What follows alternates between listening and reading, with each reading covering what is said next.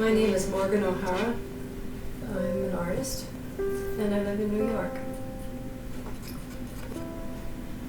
New York is not easy. It's a really hard place to live, and especially if you're in the arts, it's really a challenge. So, but I survived.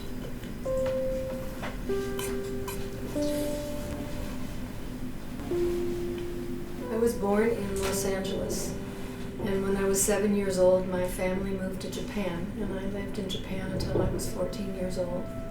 And I think if you see my art, you can see influence from Japanese art, Japanese culture. Since then, I have lived back in the United States, then I lived in Europe for 25 years, and now I'm back in New York. I mean, my work deals with the human experience of time and space. I call those pencil drawings live transmissions.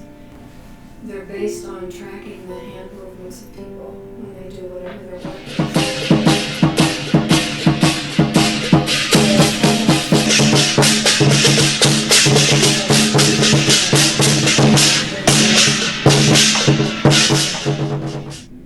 I have to keep my back straight, in a good position, so that the energy can be free.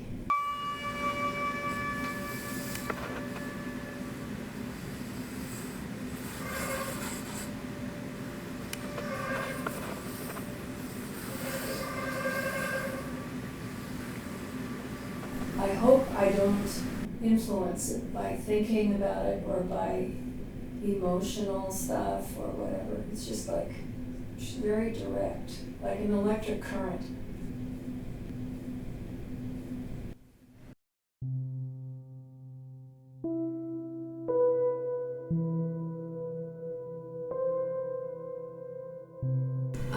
I use what's part of my history, but I have to transform it somehow, and I don't think a Japanese artist could do it the same way that I do it.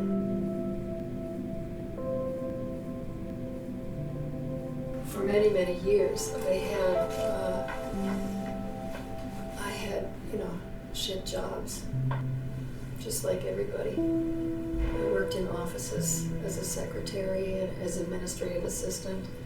I cleaned people's houses. I organized people's houses. I did just about everything.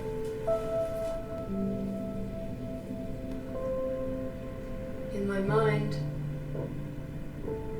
I do not allow the idea of not surviving. When you have that fear or that feeling, oh God, what am I going to do? You can say, okay, I don't know what to do, but you should never, never allow that you can't do it.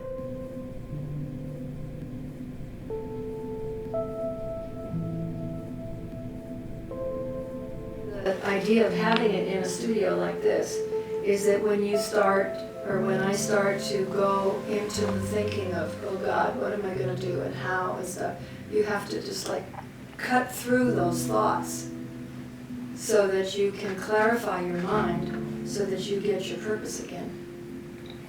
Because if you allow New York and money and politics and everything to take over your mind, you can't do art.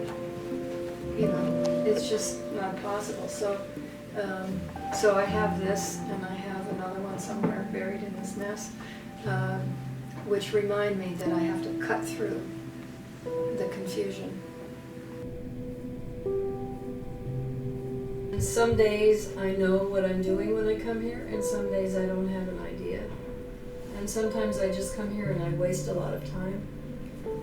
Sometimes I make a lot of work, and then I can't do anything because I'm thinking about it too much.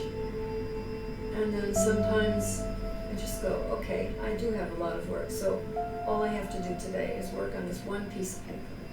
So I forget everything and I focus. And sometimes people show up with a bunch of equipment in my studio and interrupt my work. And sometimes young people ask me my philosophy of life, and then I tell you, and I hope it encourages you. What else? I love the city bike. It's great because then you just get rid of it and you don't have to think about it again.